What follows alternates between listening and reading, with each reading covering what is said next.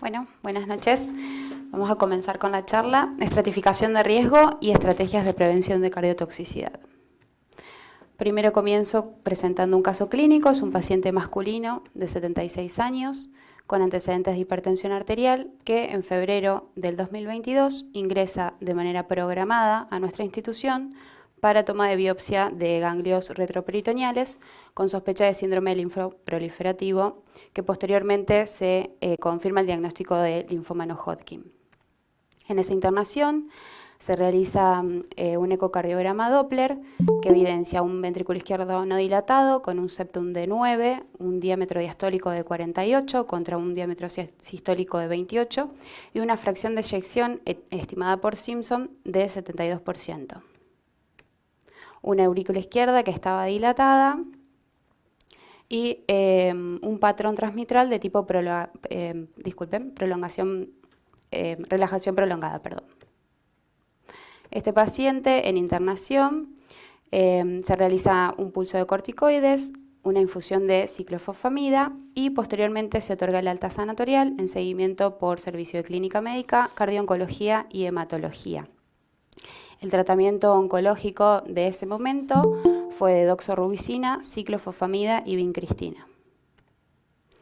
3 meses posteriores al inicio del tratamiento, consulta con especialista en cardio-oncología, donde trae un laboratorio para destacar troponinas T elevadas de 0,028 con un valor de corte de 0,014, un BNP de 471 y para destacar también una TSH de 480. Además trae un Holter de 24 horas en donde se evidencia ritmo sinusal, un PR máximo de 260 milisegundos, una frecuencia cardíaca media de 70 latidos por minuto, sin pausas mayores a 2500 milisegundos, con extrasístoles monomorfas frecuentes ventriculares.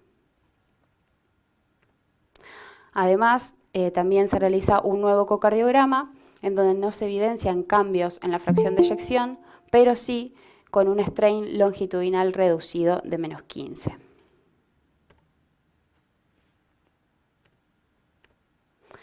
Siete meses posterior al inicio del tratamiento, ya estamos en septiembre de 2022, el paciente consulta nuevamente y lo vemos en insuficiencia cardíaca, con aumento de 10 kilos de peso, con registros de hiperglucemia, con una troponina T de 0,061 y con un BNP de 6.244.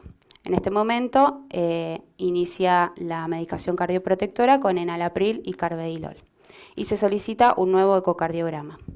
En el nuevo ecocardiograma podemos evidenciar un ventrículo que está dilatado con un septum de 11, con un diámetro diastólico de 55 contra un diámetro sistólico de 47 y con una fracción de eyección estimada por Simpson del 30%. La aurícula izquierda continuaba igual, dilatada, y el patrón transmitral es pseudonormal. El strain longitudinal también disminuido, de menos 7 y menos 9.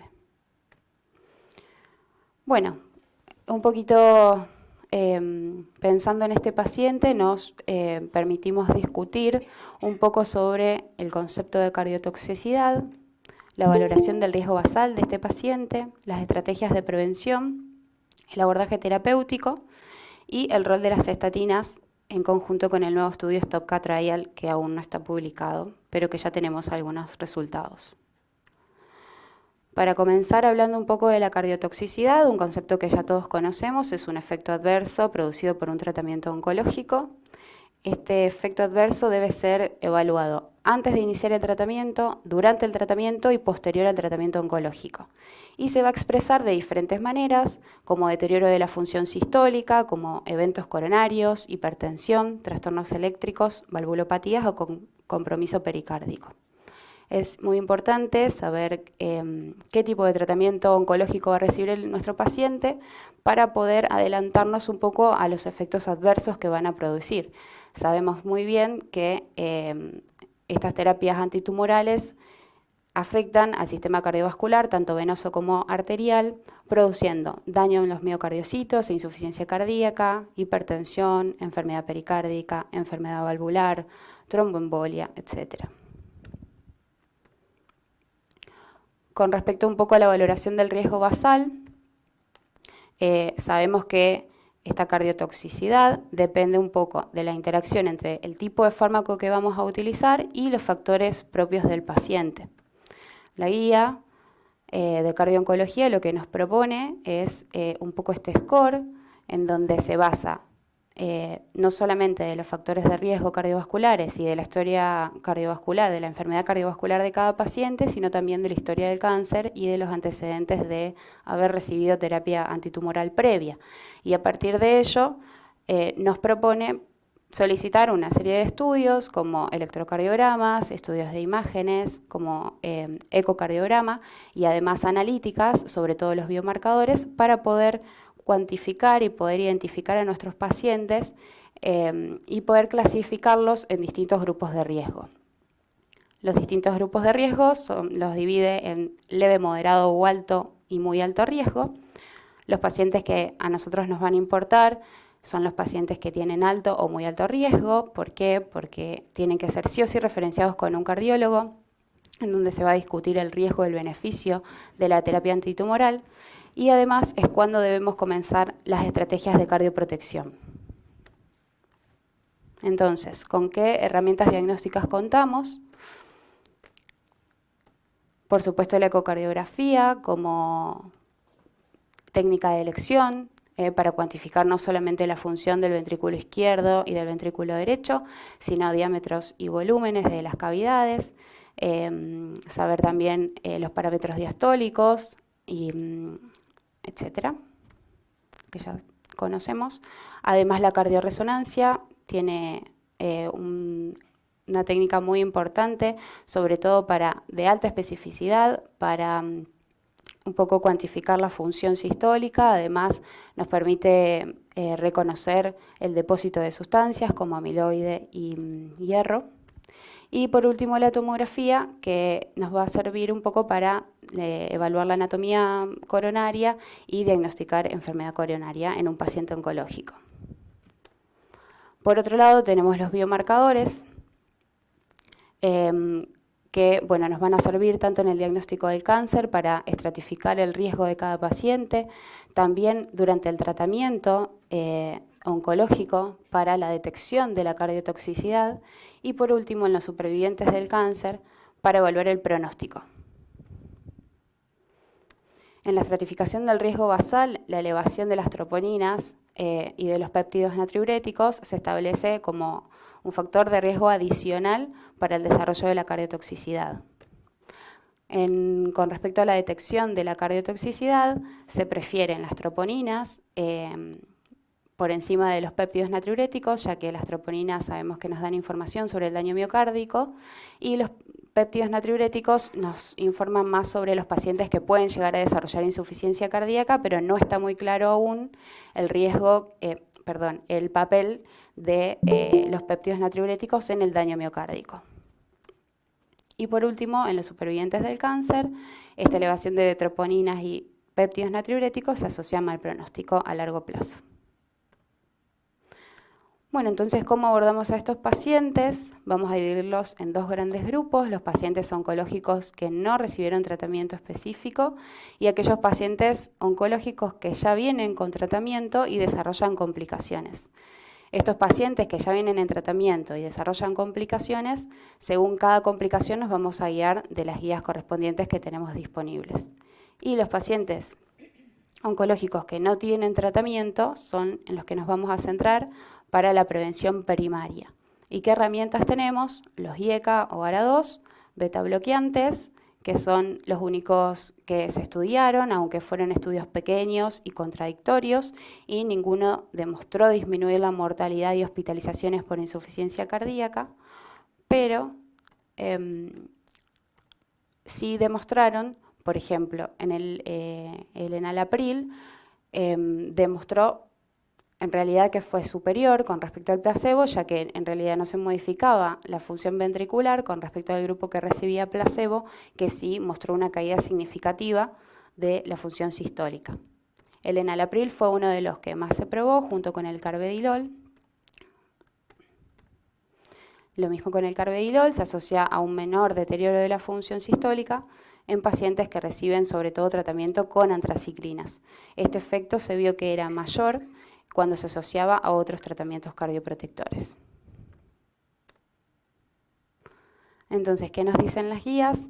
Para el manejo del paciente de alto o muy alto riesgo, primero minimizar el uso de drogas cardiotóxicas en lo posible, eso con una recomendación 1.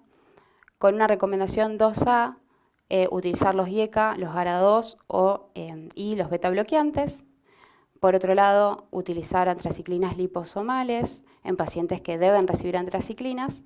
Y por último, ya empieza a nombrar el uso de las estatinas en prevención primaria, también con una recomendación de clase 2A.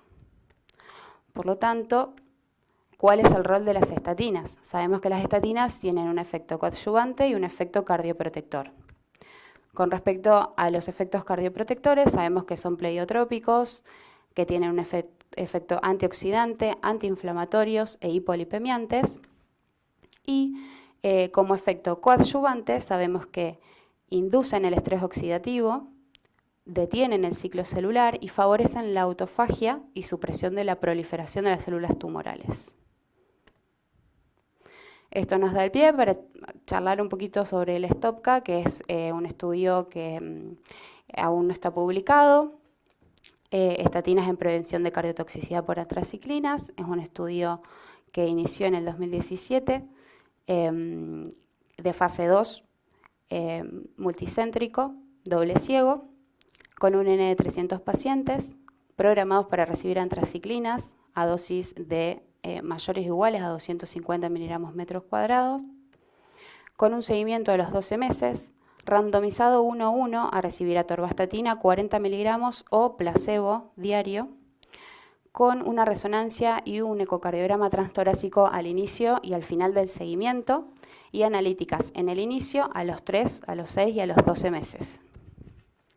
Con un endpoint primario, que era disminución de la FEBI mayor o igual al 10% a partir de una fracción de eyección del 55%, y un endpoint secundario, disminución de la FEBI mayor o igual al 5% a partir de una fracción de eyección de 55%.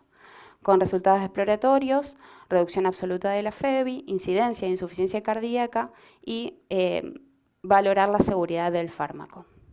Los criterios de inclusión fueron la edad mayor a 18 años, diagnóstico reciente de linfoma, programados para recibir tratamiento con antraciclinas. Y los de exclusión, uso previo de estatinas por otras indicaciones, disfunción ventricular con una FEI menor al 50%, contraindicación para resonancia, elevación persistente de transaminasas, uso concomitante de ciclosporinas, insuficiencia renal con un filtrado menor a 45, embarazo o lactancia. Las características del estudio: el 47% de la población fueron mujeres, la edad media fue de 52 años, la dosis acumulada de antraciclinas fue de 268 en el grupo que recibió estatinas y de 260 miligramos en el grupo placebo.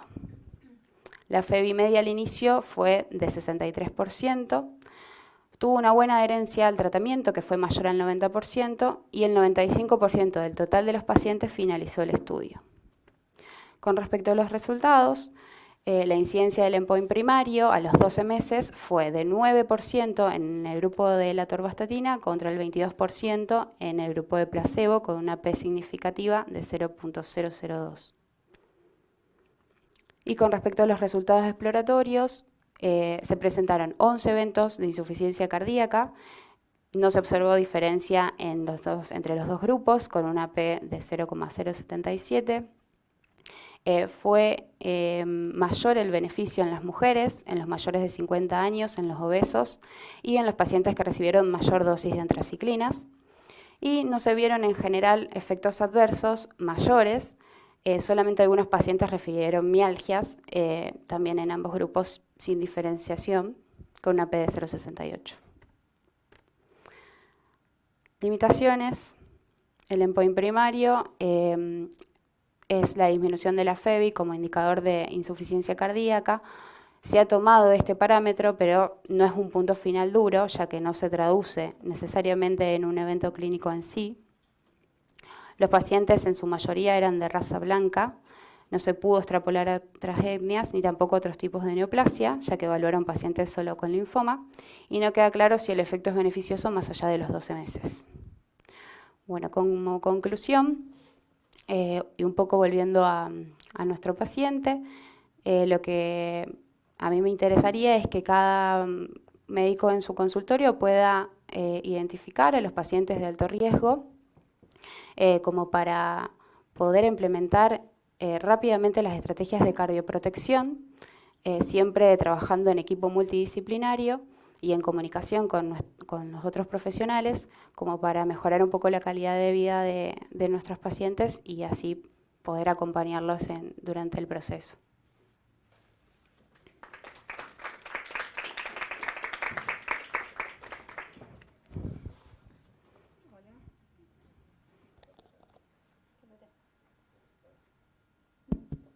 Hola, ¿me escuchan? Bueno, muchas gracias, Agustina. Muy bien tu presentación. Y ahora invitamos al panel de expertos a hacer un comentario. No sé si quieren comenzar ustedes o... Bueno, muchas gracias primero a la asociación por invitarme y bueno, quería felicitar por esta excelente revisión bibliográfica y por traer este tipo de casos a nosotros porque, bueno, la cardiooncología es una disciplina que es nueva y que realmente es un poco ignorada por los cardiólogos y también por los oncólogos y hematólogos. Generalmente el paciente con complicaciones por cardiotoxicidad llega tarde, claro, o llega directamente a coronaria o al cardioncólogo cuando tiene complicaciones, y ahí está la importancia de actuar precozmente. Tenemos estrategias de prevención posibles y que están basadas en un score que es muy fácil de realizar, que es el que está recomendado, que es el HFA-ICOS. Lo buscamos en Google y está, y ahí vemos si el paciente es de moderado o alto riesgo o muy alto riesgo, en donde podemos hacer estrategias claras de prevención cardiovascular. Tenemos incluso una guía que es simple de llevar a cabo, que es publicada el año pasado, así que bueno, está bueno visibilizar este tipo de casos. Bueno, creo que con este paciente también se siguió mucho todo esto. Es importante también saber cada cuánto se deben hacer los controles y tal vez yo no sé cómo fue. Sé que el paciente, por lo que dijeron ahí, era hipertenso, también saber por ahí qué tratamiento tenía para esa hipertensión y si tal vez era un fármaco que también le ayudaba como prevención en el caso de cardiotoxicidad, tal vez ya venía recibiendo IECA, tal vez ya venía recibiendo carvedilol, o si no era ese el caso, tal vez desde el primer momento intentar iniciarlo, lo mismo que las estatinas, que no tenemos demasiada evidencia, pero bueno, empíricamente lo podemos hacer igual. Así que eso nada más para preguntar. Y después, no sé cómo siguió el tema del tratamiento oncológico, porque él ya hizo una cardiotoxicidad sintomática, moderada o grave, diría yo, y ahí es donde tenés que plantear el suspender el tratamiento oncológico y el reiniciarlo a ese tratamiento, obviamente entendiendo la sobriedad del paciente, es muy complejo, y ahí es donde tiene que actuar el equipo interdisciplinario. Así que, no sé, al final quería saber cómo hicieron con eso. El paciente venía con enalapril, así que desde la primera consulta, que si ves es como un poco tarde, porque incluso la segunda, y no viene él, viene el familiar, y de hecho hoy viene el familiar también. Así que continuó con el enalapril, continuó con carvedilol, estatinas no quiso recibir, al día de hoy todavía ya no tiene mucho tiempo razón, no quiere. Ahora actualmente está en tratamiento paliativo. No se puede continuar porque incluso él no quiere internarse, quiere abandonar la medicación. Ahora ya está con tratamiento para como una insuficiencia cardíaca, digamos, con deterioro de la función ventricular. Y aún así constantemente pregunta si lo puede dejar. Así que es complicado, sí. Pero fuera de eso, sí, se instauró de un inicio, sí, bueno, un poco lo que charlábamos con Agustina es, bueno, hubiese cambiado, haber iniciado la atorvastatina antes o no, no lo vamos a ver nunca. Pero es verdad que, bueno, que son complicados y en general es lo que encontramos en el consultorio. Que cuando vos tenés que ver, el otro día, por ejemplo, una paciente que tiene familia también que es médico, me llamó a preguntarme, pero me dijeron que es para el colesterol la estatina y entonces, y bueno, está bien, le digo, no hay problema, explicamos y incluso si el familiar quiere también conversar, también un poco explicando la evidencia y pudiendo transmitir esta información, porque nos pasa. Eh, de poder decir, bueno, se nos salimos un poco de lo que es la enfermedad coronaria o el control del colesterol y saber que también van a actuar en lo que es la resistencia a los tratamientos quimioterápicos y que, bueno, que van a tener otros efectos oncoprotectores que por ahí el resto no lo conoce. Así que, bueno, pero no, sí, es complejo. No sé cómo les va a ustedes, pero en general es difícil. Sí, en general son pacientes complicados desde donde los veas. Entonces, también es difícil decir, bueno, además de que tengas que hacer el seguimiento con el oncólogo, también tenés que hacer el seguimiento con el cardiooncólogo. Entonces, un médico más al que tienen que ir, y bueno, y ahí es la relación médico-paciente para establecer esa confianza y que vean que el tratamiento que vos le das realmente les va a servir para algo, que además están desesperanzados muchas veces. Y bueno, y reiniciar, en este caso se convirtió en paliativo, pero bueno, en el caso de reiniciar el tratamiento con mucho cuidado y podés hacerle, o sea, tenés opciones, pero también estamos en el contexto económico en el que estamos, pero bueno, tenés la liposomal, el dextraroxane, otra antraciclina, así que bueno, no sé qué dice la doctora acá. Hola, buenas noches. Muchas gracias por invitarme. Eh, Nada, las antraciclinas siempre son un inconveniente, pero importantes para el tratamiento en los linfomas, Hodgkin o no Hodgkin. La antraciclina es uno de los pilares para la poliquimioterapia. De todas maneras, siempre se pide la evaluación previa cardiológica. Esto que vos decías de la oncocardiología, que es bastante nuevo para todos, para ustedes, para nosotros, para el paciente, para todos. Pero tener presente, o nosotros vamos viendo cómo evoluciona, charlando con los cardiólogos, aunque estamos aprendiendo en esto de la oncocardiología, de cómo evoluciona, de cómo está la fracción de eyección y si es necesario hacer la reducción de dosis o la suspensión.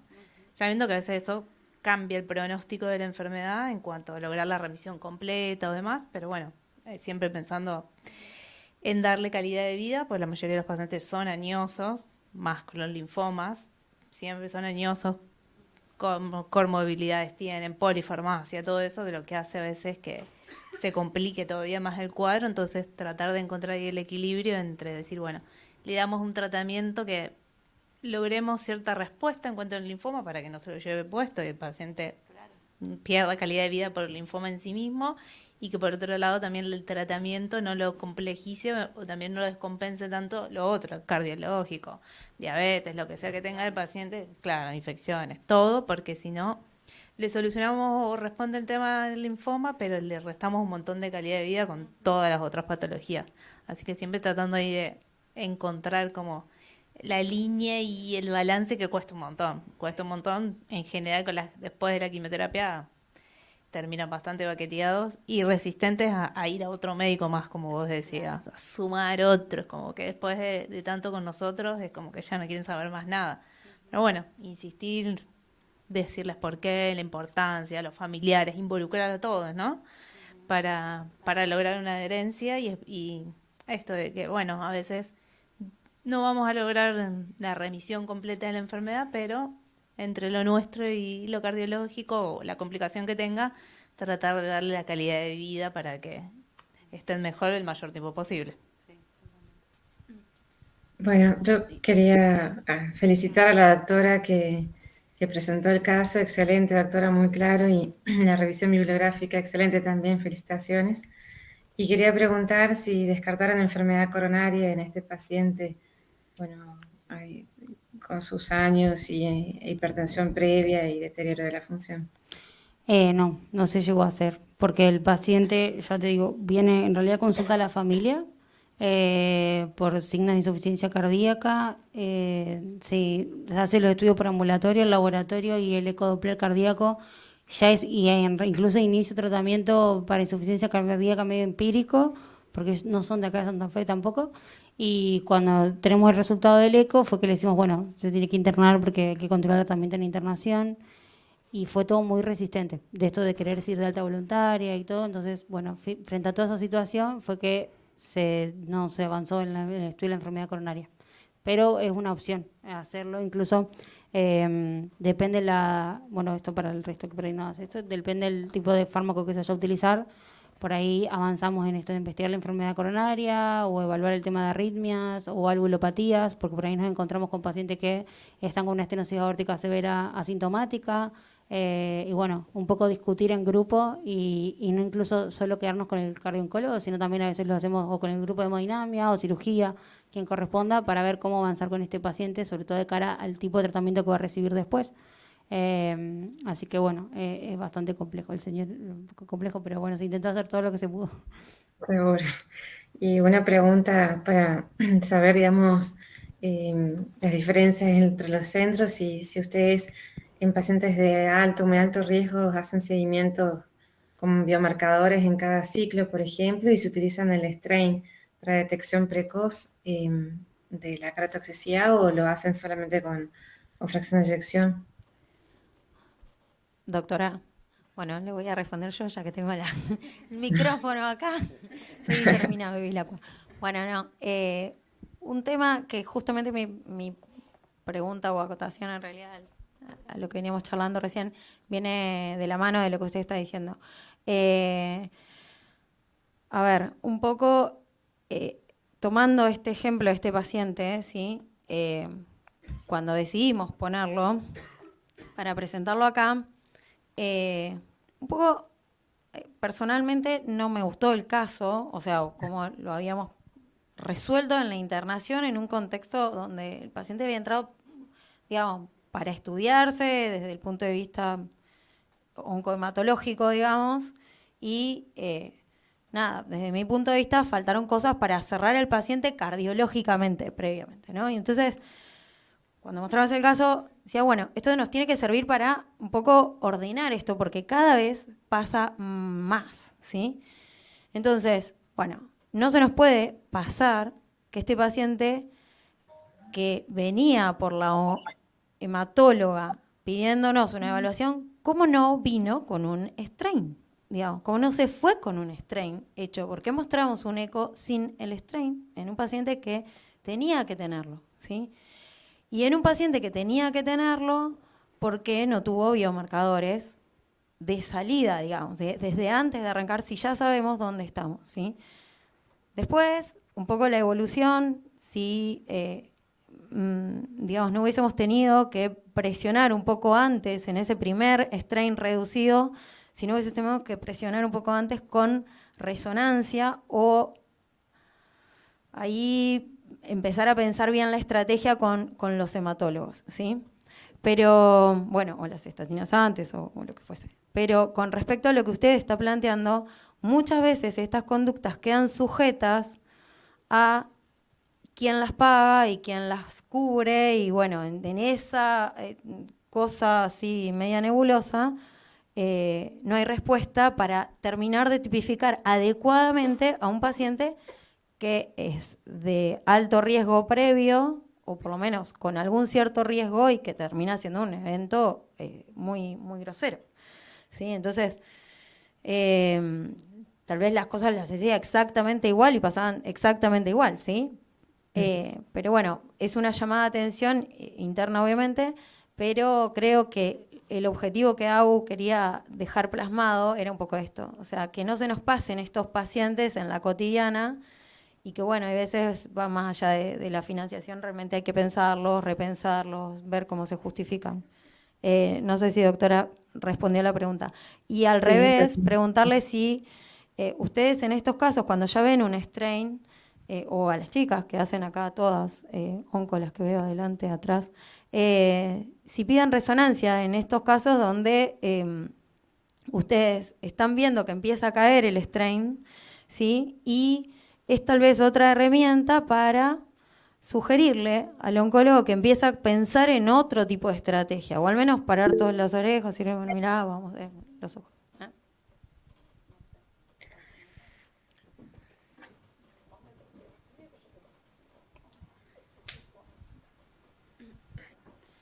Sí, sí, totalmente. Justamente lo que nos dice la evidencia, las guías, es decir, bueno, nosotros podemos detectar la cardiotoxicidad, en este caso la disfunción del VI, con antraciclinas, supuestamente con la fracción de eyección a los 2 a 3 meses, pero en realidad con el strain puede ser de forma inmediata. Y la verdad que yo hago mucho también cardiooncología con pacientes de PAMI, no existe. No hay manera de que exista el strain, no hay manera de que existan los biomarcadores, entonces uno trabaja a ciegas. Entonces, ¿qué haces? Desde el yo lo que hago es guiarme con, bueno, la antigüita, con los SCORE. Entonces, si yo ya veo que es un paciente de moderado o alto riesgo, inicio tratamiento lo que puedo, porque olvidémonos de unas glifosinas y olvidémonos de un sacubitril o valsartán directamente. O sea, la mayoría de los pacientes tampoco lo pueden pagar y las obras sociales no las cubren. Ni hablar de PAMI, ni hablar de IAPO, bueno, ya me estoy enojando. Pero lo que hacemos es actuar antes de tener imágenes. Yo ya hablo con los oncólogos y es, bueno, esto que decimos, reducir dosis y demás. Y hablamos mucho también de la disfunción del VI, pero la cardiotoxicidad es enorme y no es solamente la disfunción del VI, sobre todo en los pacientes con linfoma, que también se hace radioterapia, que incluye el área miocárdica, la ciclofosfamida, la vincristina, bueno, y un montón de cosas más que dan arritmias, que también pueden empeorar una disfunción del VI, pueden descompensar al paciente, y cardiopatía isquémica. Son pacientes que encima ya tienen aterosclerosis seguro, entonces buscar todo eso y disminuir los factores de riesgo al máximo. Eso al menos es lo que yo puedo hacer. Y si puedo pedirles resonancia cuando ya veo que tienen el strain alterado, si es que justo tengo suerte con un paciente o que sospecho esto, o con un eco con fracción de eyección deprimida, a veces sí, muchas veces pido la cinecoronariografía a ver si podemos solucionarlo de alguna forma y no tener que suspenderle la quimioterapia ni la radioterapia, o directamente a resonancia justamente para hacer un diagnóstico diferencial, sí, también mientras que pueda, lo hago. ¿Alguien más quiere hablar? Bien, sí, acá también es la misma realidad, se nos complican bastante las cosas con los financiadores y bueno, el seguimiento, pero sí, como usted dice, Doc, uno hace con los recursos que tiene lo mejor que puede, totalmente. Bien, creo que hay algunas preguntas en el chat, ¿puede ser? La doctora Puig había levantado la mano. Hola, ¿qué tal? Hola, ¿Cómo doctora. están? Muy buena la presentación. No, un poquito más de esto. Por ahí lo de la resonancia, yo lo que hago con los pacientes, yo en el privado hago mucho fracción de eyección por Simpson por el tema de las obras sociales también, que no te autorizan el strain, pero bueno, se lo hago un poquito más seguido cuando son con alta cardiotoxicidad como la DOX o la ciclofosfamida. Y cuando veo una caída de la fracción de eyección, ya la cuantifico con resonancia, ¿sí? Para verificarla bien. Y a la mínima caída de fracción de eyección o ya cuando tienen riesgo, ya empiezo con las estatinas, con el enalapril, con el carvedilol. Acá en el hospital estamos pidiendo strain por la disponibilidad de la FEI, no tenemos tanto y no nos hacen tanto los ecos tan rápido, entonces pedimos el strain basal y después los vamos pidiendo según guía. Entonces con eso nos podemos manejar un poquito con los pacientes hospitalarios, que también nos dan las troponinas y el BNP. Pero la realidad es esa, la que contaban los chicos, y hay que hacer mucho hincapié en la prevención. En la prevención, en la primera consulta con el cardioncólogo, con el cardiólogo que esté asociado con el oncólogo, para prevenir la cardiotoxicidad y no tener que suspender la terapia oncológica, que es lo primordial para el paciente. Y por ahí estos pacientes con linfoma mañosos hay que también evaluar la fragilidad que tienen. No sé si estoy siendo más clara en lo que estoy diciendo. Y bueno, con respecto a este caso, también me llamó la atención que no habían arrancado ya con todo, pero ahí solo lo planteó que ya estaba con enalapril y estaba con carvedilol, es un paciente que no adhiere, y la pregunta que había hecho era si no le pudieron poner dapaglifosina y pasarlo a sacubitril o al sartán cuando ya estaba en insuficiencia cardíaca. Pero ya me lo respondieron, me parece. Que lo hice antes que Sí, solo. sí, sí, está con tratamiento completo. Sí, así que bueno, genial. Nada, era eso. Muchas gracias. Y nomás, una última cosa, recordar que estos pacientes tienen que seguir el seguimiento posterior al tratamiento, que por ahí un poco dejar el mensaje al mismo paciente que más allá que burla con su cardiólogo, sobre todo los que son de afuera, deben hacerse al menos un control anual, como para dejarles un mensaje así como muy, digamos, que les quede más visualizado, decirle, bueno, aunque sea una vez al año, vayan y que se le hagan una ecografía, como sea, la que sea, con Simpson, como lo que encuentren, como para que alguien pueda identificar si llega a haber alguna evolución, digamos, diferente a lo largo de la historia del paciente, sobre todo estos pacientes jóvenes que, bueno, que van a seguir su historia, ¿no? No sé si quieren hacer algún comentario. En esto que vos decís de lograr la adhesión del paciente, por ahí estaría bueno esto de involucrarnos nosotros también más, porque nosotros lo seguimos un montón de tiempo después de que termina el tratamiento. Tomografía, controles, cuando tiene una buena adherencia. Entonces, incluso a veces uno le pide los ecocardiogramas, aunque después le decimos vaya con su cardiólogo, pero a veces uno se los pide cuando están con algún síntoma, además, en esto de hacerlo tan interdisciplinario para que lograr la adhesión por esto de que charlábamos de que si otro médico más no quieren saber nada, y con nosotros sí, en general logramos que vengan, que cumplan, el familiar, alguien siempre está en contacto. Entonces poder hacer esto interdisciplinario para cuando detectemos algo o antes, tratarlo y que el paciente después no llegue incendiado, como suele pasar, ¿no?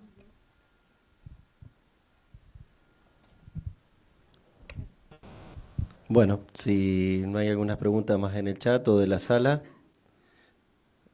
bueno, damos por finalizada la charla. Muchísimas gracias, doctora Rubies. Muchísimas gracias a las doctoras del panel, doctora César, doctora Di Matías, doctora Figueroa. Muchas gracias por su tiempo, doctora. Muchas gracias a ustedes por invitarme. Muchas gracias a los presentes. Hasta luego. Hasta luego, un gusto.